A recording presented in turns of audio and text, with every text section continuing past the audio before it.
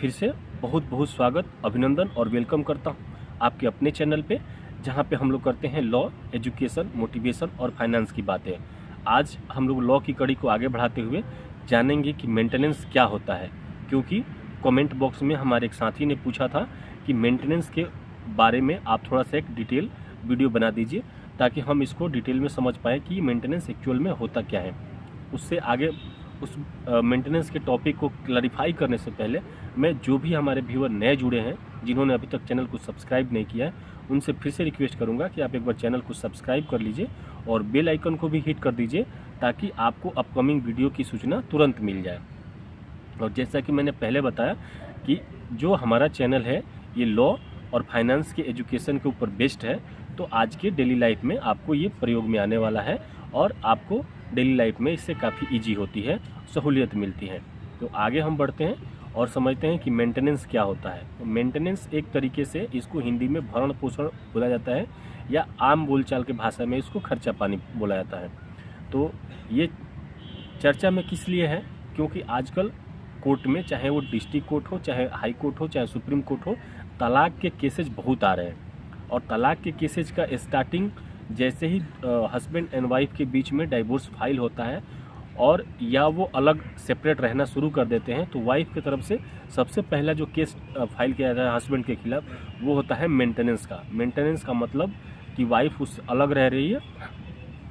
और वो अपने भरण पोषण के लिए, अपने खर्चे के लिए उससे कुछ राशि की मांग करती है, जिससे उसका खाना पीना रहना, और अगर बच्चे हैं तो बच्चों का पढ़ाई लिखाई, हेल्थ से संबंधित अगर कोई इशू है, जैसे कोई मेडिसिन लेना है, कोई ट्रीटमेंट लेना है, कोई ऑपरेशन है, कोई सर्जरी है, तो उससे रिलेटेड जो भी एक्सपेंसेस आते हैं, जो खर्चे आते हैं, वो अपने पार्टनर से डिमांड करता है। तो इसी को हिंदी में भरण पोषण बोला जाता है, आम बोलचाल की भाषा में खर्चा बोला जाता है। मेंटेनेंस के केसेज इसलिए बढ़ रहे हैं क्योंकि तलाक के केसेज हमारे देश में ज़्यादा बढ़ रहे हैं और इसमें जो वाइफ है उसको लीगल राइट है कि वो अगर अपने हस्बैंड से अलग रह रही है तो वो मेंटेनेंस ले सकती है, और उसके अलग अलग ग्राउंड्स हैं। और इसमें जो हस्बैंड होते हैं, हस्बैंड बाइंडिंग होते हैं कि उनको अपनी वाइफ का और बच्चे का, अगर बच्चे एक है, दो है, जो भी बच्चे हैं, तो बच्चों का उनको मेंटेनेंस देना, उनका खाना पीना, एजुकेशन का और मेडिकल का, जैसा कि मैंने बताया, वो एक्सपेंसेस देने के लिए वो बाइंडिंग है, उनको देना ही है। एक क्वेश्चन था हमारे सब्सक्राइबर का कि क्या वाइफ जो है अपने हस्बैंड को मेंटेनेंस दे सकती है, यानी कि जो हस्बैंड है वो वाइफ से मांग सकता है मेंटेनेंस। तो बिल्कुल, जो हस्बैंड है वो भी वाइफ से मेंटेनेंस मांग सकता है। एक केस है जिसको मैं अभी एक्सप्लेन नहीं कर पाऊँगा।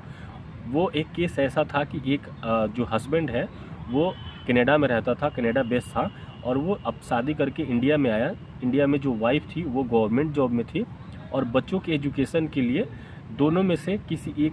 मतलब दोनों का जॉब कंटिन्यू करना इम्पॉसिबल था, किसी एक को जॉब ड्रॉप करना था, यानी कि किसी एक को नौकरी छोड़नी थी। दोनों की नौकरी जो थी ऑलमोस्ट सिमिलर थी, जो इनकम वगैरह था वो सिमिलर था, लेकिन जो वाइफ थी उसका गवर्नमेंट जॉब था। तो उन्होंने मिल के डिसाइड किया कि वाइफ जॉब को कंटिन्यू करेगी और हस्बैंड जो होगा वो हाउस होल्ड देखेगा, यानी घर परिवार बच्चों को देखेगा। आने वाले कुछ समय के बाद दोनों में तलाक, मतलब डाइवोर्स हो गया किसी रीजन को लेके, और डाइवोर्स में ऐसा हुआ कि जो वाइफ है वो अकेले रहने लगी, बच्चे और हस्बैंड एक साथ रहने लगे। तो उस सिनेरियो में कोर्ट ने ये बोला था कि वाइफ के कहने पे हस्बैंड ने जॉब छोड़ा है और बच्चों के पालन पोषण की जिम्मेवारी जो है वो हस्बैंड के ऊपर है। तो एक रेस्पेक्टेड अमाउंट, उस एनफ अमाउंट जितने से बच्चों का भरण पोषण, मेडिकल, पढ़ाई लिखाई सब कुछ हो जाए, उतना मेंटेनेंस जो वाइफ है उसको अपने हस्बैंड को देना है। तो मेंटेनेंस का कोई ऐसा प्रावधान फिक्स नहीं है कि सिर्फ हस्बैंड ही वाइफ को मेंटेनेंस देगा, वाइफ को भी हस्बैंड को मेंटेनेंस देना पड़ सकता है। यहाँ तक कि जो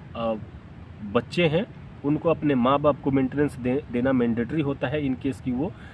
अपाहिज है या अपना खर्चा चलाने में मतलब असमर्थ है, और बच्चे उस तरीके से समर्थ हैं तो उनका देखभाल करना, उनको मेंटेनेंस देना बच्चों की जिम्मेवारी होती है। और अभी रिसेंटली एक जजमेंट आया था जिसमें सुप्रीम कोर्ट ने ये बोला था कि जो शादीशुदा लड़की है वो भी अपने माँ बाप को मेंटेनेंस देने के लिए एंटाइटल है, उसको उसको देना ही पड़ेगा मेंटेनेंस, अगर वो अच्छे जॉब में है, अच्छा उसका इनकम है और माँ बाप को रिक्वायरमेंट है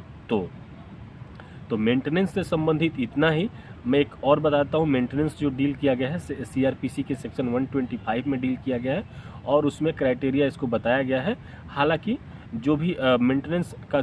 क्या अमाउंट होगा ये उसमें कहीं भी तय नहीं है, वो सर्कमस्टांस पे बेस होता है कि हस्बैंड का जॉब कैसा है, उसकी इनकम क्या है और जो वाइफ है उसका एक्सपेंसेस क्या है, उसका लाइफ स्टैंडर्ड क्या है। और एक कॉमन पॉइंट होता है वहाँ पे जो फैमिली कोर्ट होती है, जो जिस जैसा आपके सामने मैटर चलता है, तो वो एक बीच का एक रास्ता निकालते हैं और बीच का एक अमाउंट तय कर देते हैं और वो हर महीने जो वाइफ होता है या जो भी हस्बैंड वाइफ जिसको भी मेंटेनेंस देना है एक डेट तय की जाती है और उस डेट पे मेंटेनेंस पहुंचाना होता है। तो मेंटेनेंस में इतना ही। और फिर से रिक्वेस्ट करूंगा कि जो भी चैनल पे आप नए हैं, पहली बार आप हमारे व्यूअर हैं, तो चैनल को सब्सक्राइब कर लीजिए, बेल आइकन को भी हिट कर लीजिए ताकि नेक्स्ट वीडियो आपको आसानी से मिल जाए। इसी के साथ चैनल आपने वीडियो को लास्ट तक देखा इसके लिए बहुत बहुत धन्यवाद, आभार।